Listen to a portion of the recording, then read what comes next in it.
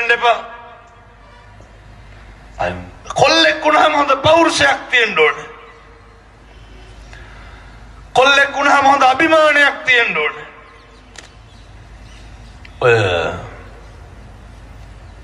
අසුරු කරන්නේ කවුද කියන එක පුතේ තේරුම් ගන්න ඕනේ. මම මෙහෙම දේශනා කරන්න හේතුව තමයි අපේ ඔයසි මහත්තයාගෙන් අහුවත් කියයි. හොඳට බලන්න ඔය මොකක් හරි වුණාම අප දෙන්නේ කවුද?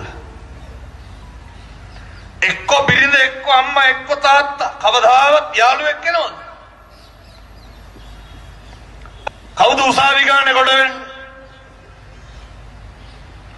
යම් බාන්න දවසක මොරටු උසාවියේ ගාව නඩු දිනවලට කවුද ඉන්නේ එළියේ? පොලියට සල්ලි අරගෙන ගිහිල්ලා අපතියන්. මේ කොල්ලොන්ට මෙව තේරෙන්නේ නැහැ. මේ කොහෙවත් යන්නේ උන් ලොකු කරගෙන ඉන්නේ. ඒ නිසා සත්පුරුෂ දරුවෝ කාලෙකින් හම්බෙච්ච ඔය මනුෂ්‍යාත් භාවයෙන් නැති කරගන්න එපා පුතේ, විනාශ කරගන්න එපා.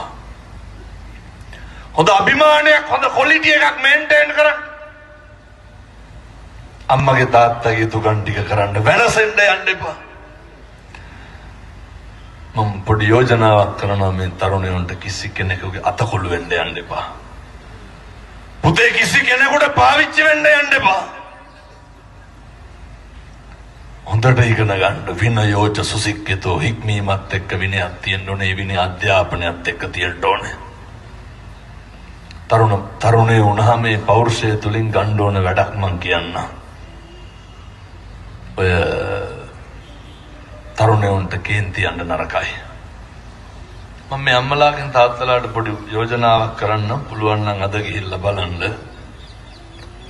දැන් යන ගමන් කියන්නකෝ ඉස්කෝලේ 9 10 පැටව ඉන්නව නේද? උසස් පෙළ පන්ති වල එහෙම. ගිහින් කියන්නකෝ පුතේ ෆෝන් එක අද දෙන්න, හෙට උදේ දෙන්නම් කියලා. අය මරන්න හදනවත් නෑ නිකන් මං කියනවට කරන්න බලන්නකෝ. පුළුවන් ද කරන්න? අය බෙදලා දාගන්න. ඕම් පෞරුෂේ කොල්ලොන්ගේ.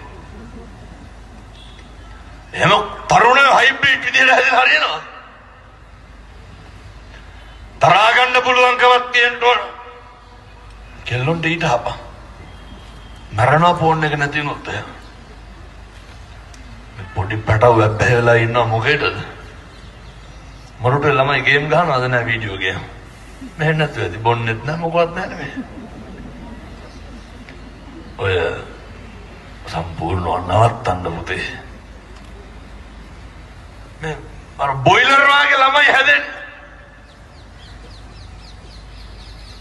ඉගෙන ගන්නෙත් නැහැ. අවසාන වෙන්නේ කාට හරි පාවිච්චි වෙන එක. මට හරි දුක හිතුණා අර මේකමේ බන්ධනාගාරයට ගිහිල්ලා මේ හොඳ තඩප්පර කොල්ලෝ භද්‍ර යවුවනේ. ජීවිතේ මොකක් හරි වුණොත් පුතේ කවුරුවත් නැහැ. කවුද ඉන්නේ? අම්මයි තාත්තයි විතරයි. බිරිඳ විතරයි. ස්වාමියා විතරයි. ගෙදර අම්මයි තාත්තයි හොඳට ඉන්න. අර මං කාරණා දෙකක් කිව්වා හෙට ඉඳන් එක කුණහරපයක්වත් කියන්න එපා ගෙවල් වල. ඉරහඳ වගේ විශ්වාසයෙන් මෙව්වා කිව්වට ඔය ඇත්ත හැදෙන්නේ නැහැ. මොකද මේ ජීවිතය යන පළවෙනි බණ.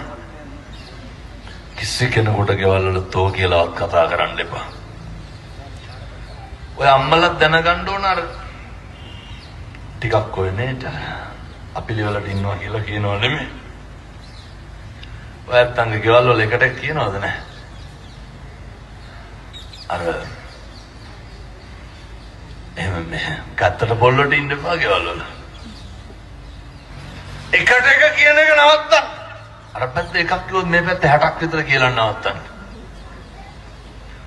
ගෙදර කොහෙවත් නිමෙන තැනක් තියෙනවා.